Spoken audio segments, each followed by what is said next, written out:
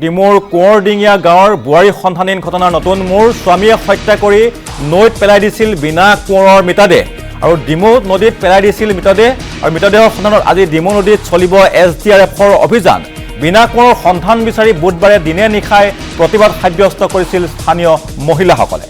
আমি পুনৰ জনাইছোঁ এক ব্ৰেকিং নিউজ ডিমৌত সংঘটিত হৈছে এই ভয়ানক ঘটনা আৰু ডিমৌত বোৱাৰীৰ সন্ধানহীন ঘটনাৰ নতুন মূৰ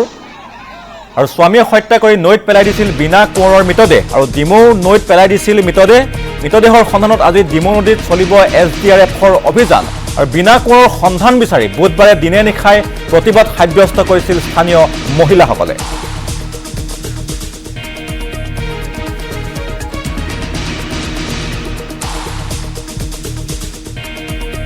আৰু ডিমৌৰ কোঁৱৰডিঙীয়া গাঁৱৰ বোৱাৰী সন্ধানহীন ঘটনাৰ নতুন মূৰ স্বামীয়ে হত্যা কৰি নৈত পেলাই দিছিল বিনা কোঁৱৰৰ মৃতদেহ আৰু ডিমৌৰ নৈত পেলাই দিছিল এই মৃতদেহটো আৰু মৃতদেহৰ সন্ধানত আজি ডিমৌ নদীত চলিব SDRFৰ অভিযান আৰু বিনা কোঁৱৰৰ সন্ধান বিচাৰি বুধবাৰে নিশা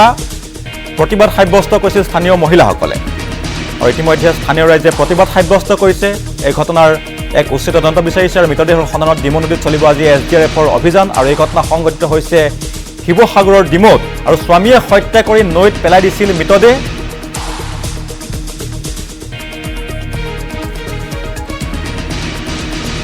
আৰু ডিমৌৰ নৈত পেলাই দিছিল মৃতদেহটো আৰু এই মৃতদেহ বিচাৰি আজি SDRFে চলাব অভিযান আৰু ইতিমধ্যে স্থানীয় ৰাইজে প্ৰতিবাদ সাব্যস্ত কৰি এই ঘটনাৰ এক উচিত তদন্ত দাবী কৰিছে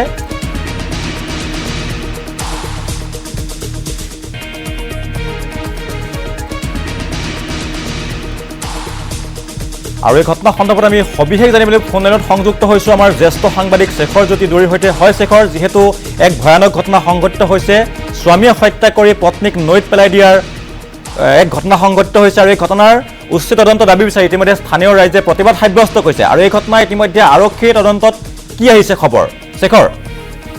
হয় ভাস্কৰ ইতিমধ্যে আমি পুৱা এটা খবৰ লাভ কৰিছোঁ ডিমৌ আৰক্ষী থানাৰ পৰিদৰ্শক তথা ভাৰপ্ৰাপ্ত বিষয়া বিশাদু সিংহই ইতিমধ্যে জনাইছে যি বোৱাৰী সন্ধানহীন হৈ থকাৰ ঘটনাই যি উত্তপ্ত পৰিৱেশ সৃষ্টি কৰি আছিলে ডিমৌত 14 মাৰ্চৰ পৰা সন্ধানহীন হৈ আছিল বিনা কোঁৱৰ নামৰ এগৰাকী ডিমৌ কোঁৱৰডিঙীয়াৰ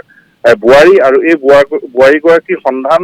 আৰক্ষীয়ে লেহেমীয়া গতিত কৰাৰ বাবে কালি এক প্ৰতিবাদ সাব্যস্ত কৰিছিল ছখনকৈ গাঁৱৰ 5 ঘণ্টা ধৰি 38 নং ৰাষ্ট্ৰীয় ঘাইপথ অৱৰোধ কৰি এক প্ৰকাৰৰ হাহাকাৰ অৱস্থাৰ সৃষ্টি কৰিছিল কিন্তু আজি আৰক্ষী বিষয়াই খবৰ দিছে ইতিমধ্যে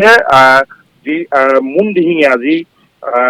বিনা কোঁৱৰৰ যি স্বামী মুনদিহিঙীয়া হত্যা কৰিছিলে বুলি তেওঁ স্বীকাৰোক্তি দিছে আৰু তেওঁ মৃতদেহ ডিমৌ নদীত পেলাই দিছিল বুলি আৰক্ষী বিষয়াই আমাক ৰাতিপুৱা জানিবলৈ দিছে আৰু ইয়াৰ লগে লগে আৰক্ষী বিষয়া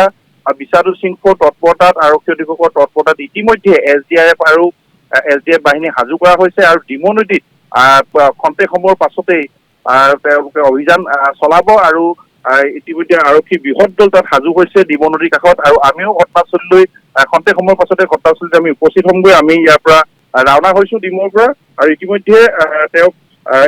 যি মহিলাসকলে তেওঁলোকে সন্দেহ কৰিছিলে যি মুনদিহিঙীয়াৰ বাসগৃহতে এটা বস্তা পাইছিল বস্তাটো তেজযুক্ত হৈ আছিল এটা চোলা পাইছিল চোলাটোতো তেজ হৈ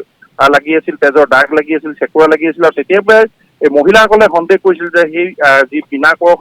হত্যা কৰিছিল তেওঁলোকে সন্দেহ কৰিছিল আৰু তেতিয়াৰ পৰাই তেওঁলোকে খুব তৎপৰতাই তেওঁলোকে আৰক্ষী বিষয়াক তদন্ত কৰিবলৈ অনুৰোধ জনাইছিল কিন্তু আৰক্ষীয়ে তদন্ত কৰিছিল যদিও ইতিমধ্যে মুনদিহিঙীয়াকে আদি কৰি তেওঁলোকৰ মাতৃ আৰু এগৰাকী সম্পৰ্কীয়ক আটক কৰি ইতিমধ্যে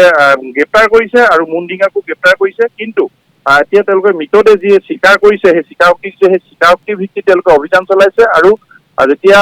তেওঁ কিমানটো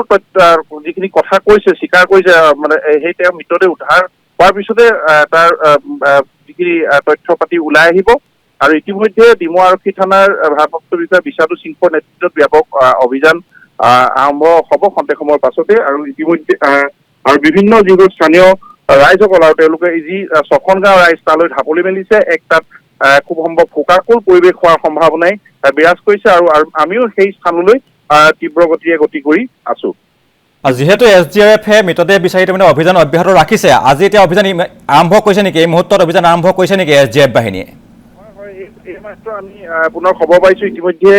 তাত SDF বাহিনী নামিবৰ বাবে সাজু হৈছে আৰু আমি খন্তেক সময়ৰ পাছতে ঘটনাস্থলীত উপস্থিত হ'ম আৰু আমি সবিশেষ জনাব পাৰিম আমি জনাইছোঁ এই মুহূৰ্তত শেখৰজ্যোতি দুৱাৰী পৰৱৰ্তী মানে পুনৰ সংযুক্ত হ'বলৈ চেষ্টা কৰিম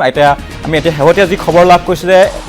ডিমৌত সংঘটিত হৈছে ভয়ানক ঘটনা আৰু ইতিমধ্যে এই ঘটনাৰ যি প্ৰতিবাদ জনাইছে স্থানীয় ৰাইজে আৰু এই ঘটনাৰ এক উচিত তদন্ত বিচাৰিছে আৰু স্বামীয়ে নিজ পত্নীক হত্যা কৰি নৈত পেলাই দিয়াৰ এক ঘটনাখন সংঘটিত হৈছে ডিমৌত আৰু মৃতদেহৰ সন্ধানত আজি ডিমৌ নদীত চলিব SDRFৰ অভিযান।